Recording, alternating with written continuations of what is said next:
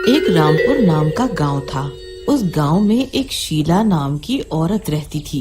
उसकी बेटी कॉलेज की छुट्टियों में अपनी माँ से मिलने आया करती थी। माँ, माँ देखो मैं आ गई। अरे रिया, अब तुम आ गई हो तो अब तुम कहीं नहीं जाओगी।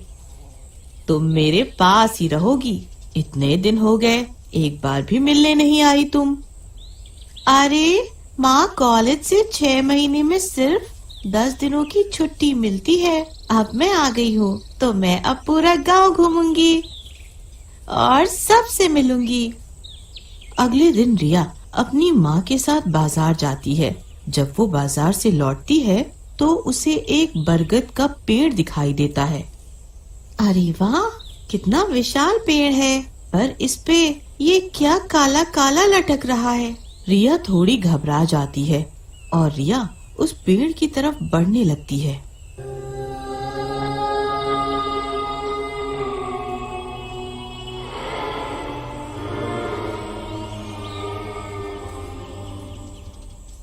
रिया, रिया वहाँ मत जाओ, वापस आ जाओ, वहाँ खतरा है रिया। पर तब तक रिया बरगद के पेड़ के दायरे के अंदर पहुँच चुकी होती है। तभी अचानक से रिया को बरगद की कोई ताकतवर शक्ति अपनी तरफ खींचने लगती है।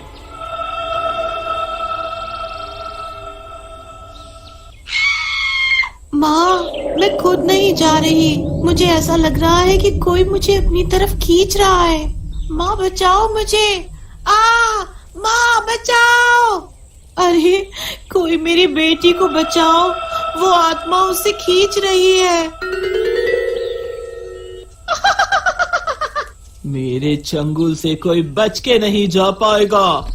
मैं एक एक करके सबको मार दूंगी। वो आत्मा रिया के शरीर पर कब्जा करने की कोशिश करती है और रिया पर प्रभाव डालती है।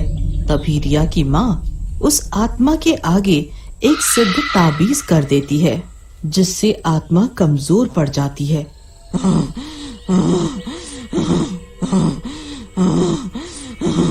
और रिया को छोड़ देती है।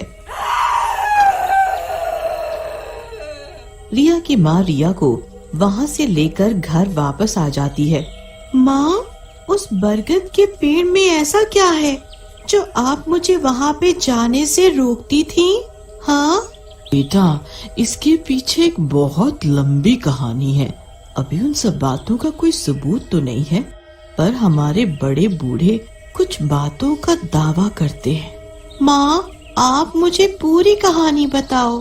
रिया की माँ उसे कहानी बताने लगती है कि ये बात 2 लड़कों से शुरू हुई थी।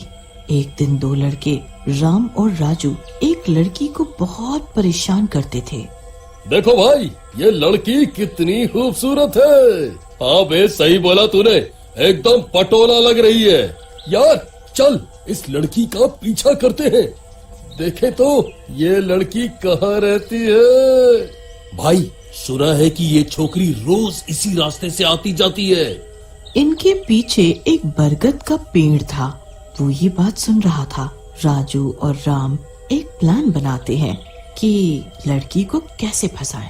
सुन, तू शाम को 6 बजे इसी बरगद के पेड़ के पास मिलियो। ठीक है। दोनों वहाँ से चले जाते हैं। शाम के समय राजू बहुत दारू पीता है। दारू से धुत राजू उसी बरगद के पेड़ के पास आता है। राम पहले से ही बरगद के पेड़ के पास खड़ा होता है। तू मेरे से पहले आ गया? लगता है तुझे बहुत जल्दी पड़ी है। इतना बोलते ही वहाँ से रिया को आते देख राम और राजू पेड़ के पीछे छुप जाते हैं। वो लड़की जैसे ही बरगद के पेड़ से गुजरती है, वैसे ही दोनों उस पे हमला कर देते हैं। हमसे भी मिलती जाओ रानी। छोड़ो मुझे, कौन हो तुम दोनों और मुझे इस तरह क्यों पकड़ा हुआ है? छोड़ो, कोई मेरी मदद करो, छोड़ो। राजू ने उस लड़की का गला पकड़ लिया और हवा में उड़ा दिया, जिसके कारण उस लड़की की मृत्यु हो गई।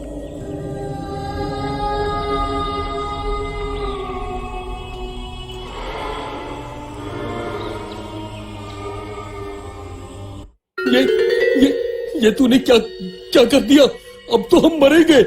मैंने तो बस गला पकड़ा था, मुझे क्या पता था इससे इसकी जान चली जाएगी। अब क्या करें हम? भागो वरना जेल हो जाएगी। जैसे ही दोनों भागने लगते हैं, बरगद के पेड़ की डाली उनके पैर पकड़ लेती है और उन्हें हवा में उड़ा देती है। बरगद की आत्मा उस लड़की के शरीर में घुस जाती है और लड़की जिंदा हो जाती है।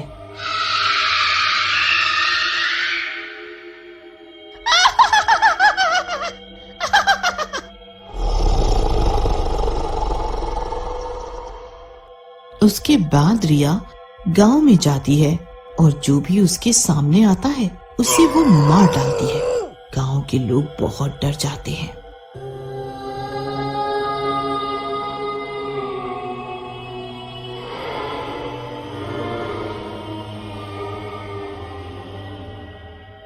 भागो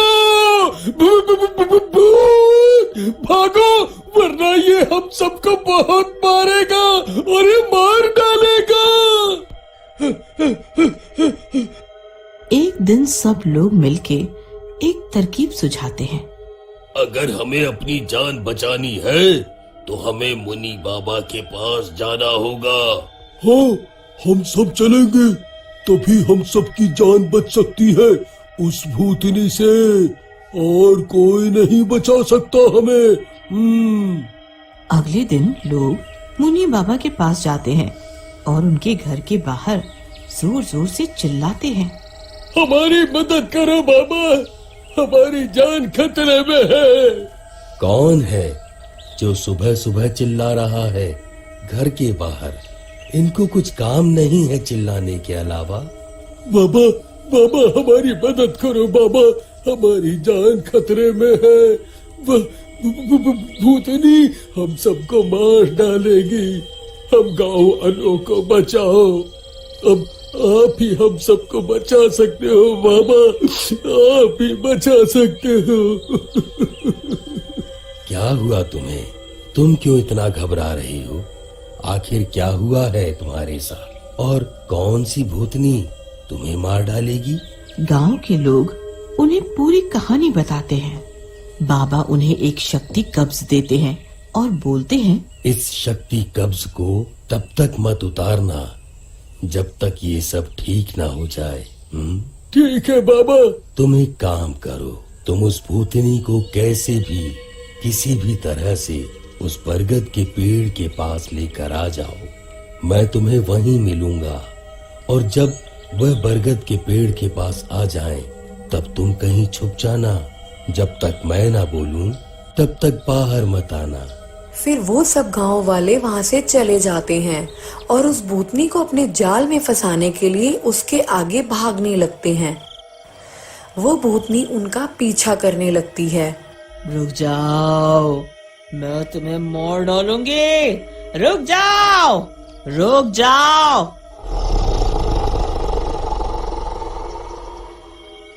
गांव के लोग उसे बरगद के पेड़ के पास लेकर आ जाते हैं। मुनि बाबा एक बड़े से पत्थर के पीछे छुपे होते हैं और गांव के लोग भी छुप जाते हैं। फिर मुनि बाबा उस भूतनी के आगे एक तलवार फेंक देते हैं। वो भूतनी उस तलवार से अपना गला काट लेती है और वहीं मर जाती है।